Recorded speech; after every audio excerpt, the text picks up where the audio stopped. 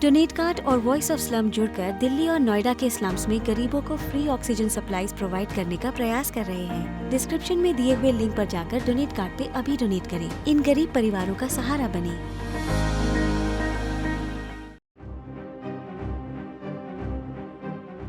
Taiwan चीन का विवाद किसी से छिपा हुआ नहीं है। ताइवान को अपने कब्जे में लेने के लिए चीन लगातार प्रयास करता रहा है, जबकि ताइवान खुद को हमेशा ही स्वतंत्र देश बताता रहा है। इसकी संस्कृति की पहचान चीन से काफी अलग और बेहद मजबूत रही है और यही वजह है कि चीन ताइवान पर अपनी आंखें गड़ाए रहता है, उसे हमेशा कब्जाने के प्रयासों में लगा रहता है। अब चीन ताइवान के मुद्दे पर जापान के साथ दो हाथ के मूड में आ गया है।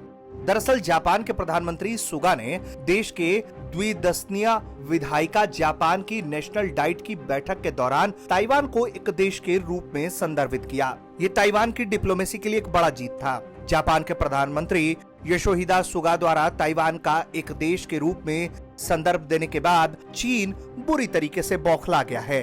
वो जापान के विरोध पर उतारू है। चीन ने जापान पर स्वशासित ताइवान को एक देश के रूप में संदर्भित नहीं करने की अपनी प्रतिज्ञा को गंभीरता रूप से भंग करने का आरोप लगाया है, जिसे बीजिंग एक अलग क्षेत्र के रूप में देखता है। चीनी विदेश मंत्रालय के प्रवक्ता वांग वेनबिन ने इसकी जानकारी दी है। वांग ने एक प्रेस कॉन्फ्रेंस के दौरान कहा है कि सुगा की टिप्पणी ने ताइवान को एक देश के रूप में नहीं मानने के जापान के वादे का गंभीर उल्लंघन किया। वांग ने जापानी पक्ष से स्पष्ट करने और ये सुनिश्चित करने को कहा कि इस तरह की घटना फिर कभी ना हो।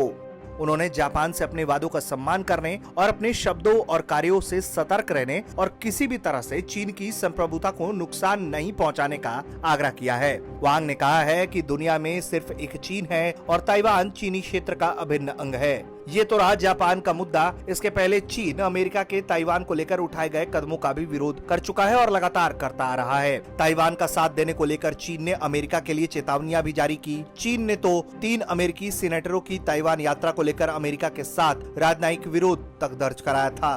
चीन ने कहा था कि अमेरिका को ताइवान के साथ सभी तरह के आधिकारिक संपर्क बंद करने चाहिए।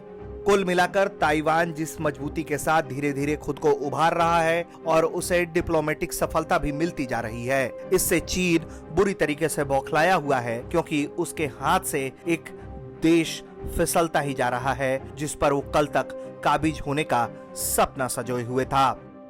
ब्यूरो रिपोर्ट, भारत तक।